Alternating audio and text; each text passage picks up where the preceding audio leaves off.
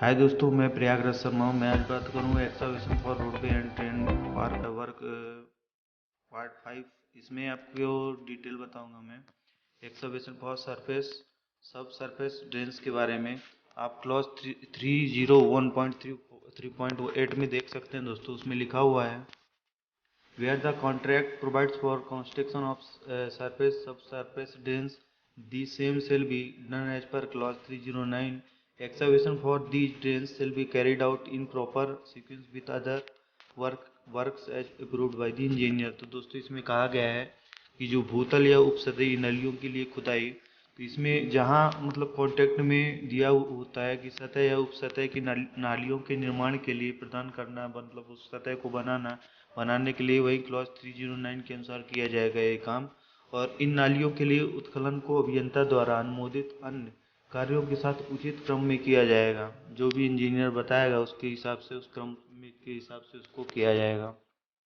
इसके बाद दोस्तों, जैसे आप लोग देखे होंगे कि कभी कभी क्या रहता है, पहाड़ियाँ रहती हैं बड़ी बड़ी, तो उसमें स्लाइड्स होते हैं, भूस्खलन होते हैं, मतलब वो गिरने लगते हैं।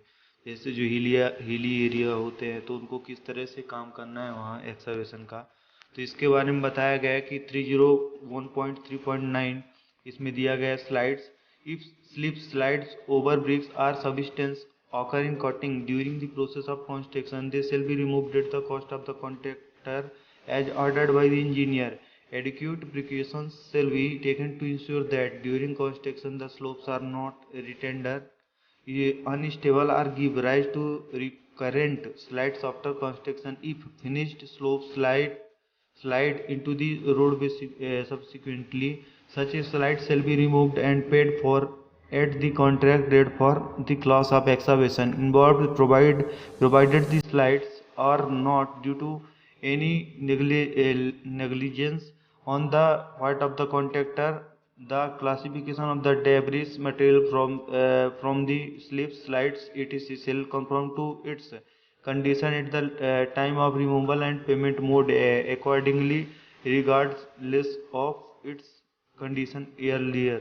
मतलब इसमें बोला गया है दोस्तों कि यदि निर्माण की प्रक्रिया के दौरान कटिंग में स्लिप या स्लाइड या ओवर ब्रेक या सबस्क्रिप्शन होता है, तो उन्हें ठेकेदार द्वारा इंजीनियर के निर्देशानुसार हटा दिया जाएगा, उसको हटा दिया जाएगा वहाँ से। और निर्माण कार्य के दौरान ये सुनिश्चित करने के लिए पर्याप्त सावधानी बरती जाएगी कि ढलान अस्थिर ना हो, मतलब उसमें फिर से मतलब जो उसका स्लाइडिंग वो फिर से ना हो, ऐसी ढलान उसमें बनाई जाए। यह निर्माण के बाद आवर्तक स्लाइड्स को जन्म न दे। यदि समाप्त स्लोप सड़क मतलब जो यदि समाप्त स्लोप सड़क मार्ग में बाद में स्लाइड करते हैं, तो इस तरह की स्लाइड को हटा दिया जाएगा।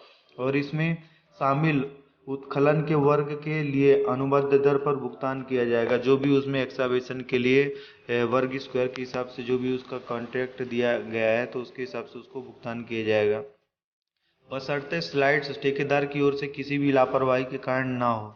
स्लिप स्लाइड्स आदि से मलबे सामग्री का वर्गीकरण हटाने के समय इसकी स्थिति के अनुरूप होगा और भुगतान पहले इसकी स्थिति की परवाह किए बिना किया जाएगा।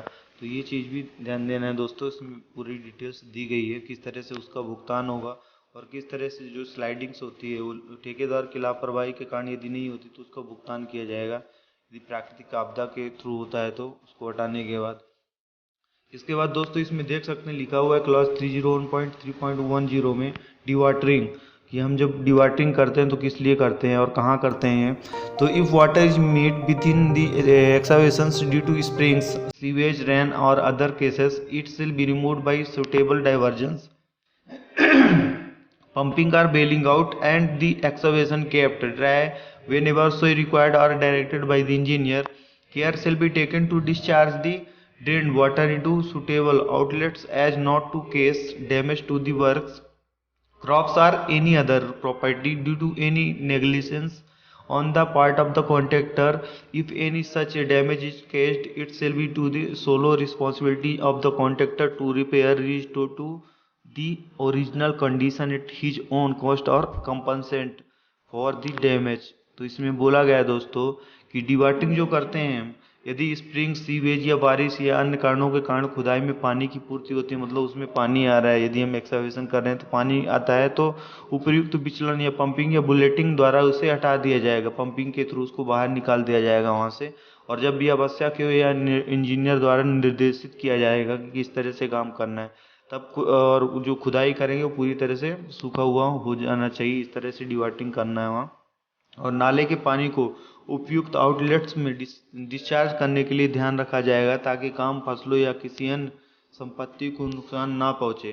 ठेकेदार की ओर से किसी भी तरह की लापरवाही के कारण यदि इस तरह की कोई क्षति होती है, तो ये ठेकेदार की एकमात्र जिम्मेदारी होगी कि वह अपनी लागत पर मूल स्थिति की मरम्मत या बहाली या क्षति की क्षतिपूर्ति करे। तो पूरी जिम्मेदारी ठेकेदार की होगी यदि कोई भी लापरवाही होती है उसमें। तो इस तरह आप क्लॉज 301.3.11 में देखेंगे, उसमें लिखा हुआ use and disposal of excavated material, मतलब उत्खनन सामग्री का उपयोग या डिस्पोज करना। तो all the excavated materials shall either be reused with the approval of the engineer or disposed of with all lifts directed by the engineer। तो इसमें बोला गया कि सभी उत्खनन सामग्री को या तो इंजीनियर की मंजूरी के साथ पुनः उपयोग की जाएगी यदि वो सुटेबल है, तो और यदि अनसुटेबल है तो इंजीनियर के द्वारा निर्देशित सभी लीड और लिफ्टों के साथ उसे निपटारा किया जाएगा, मतलब वहाँ से डिस्पोज कर दिया जाएगा। इसके बाद दोस्तों इसमें बोला गया है बैक फिलिंग। बैक फिलिंग में आप देख सकते हैं लिखा हुआ है कि back filling of masonry concrete hume pipe और drain excavation shall be done with approved material with all leads and lifts after concrete masonry home pipe is fully set and carried out in such a way as not to cause undue thrust on any part of the structure and or not to cause differential settlement all space between the drain walls and the sides of excavation। तो इसमें कहा गया है दोस्तों कि जो back filling हम करते हैं, जैसे चिनाई या कंक्रीट या होम पाइप या नाली की खुदाई की बैक फिलिंग कंक्रीट या उसके चिनाई के जैसे होम पाइप के पूरी तरह से सेट होने पर और बाहर ले जाने के बाद सभी लिड्स और लिफ्टों के साथ अनुमोदित सामग्री के साथ की जाएगी।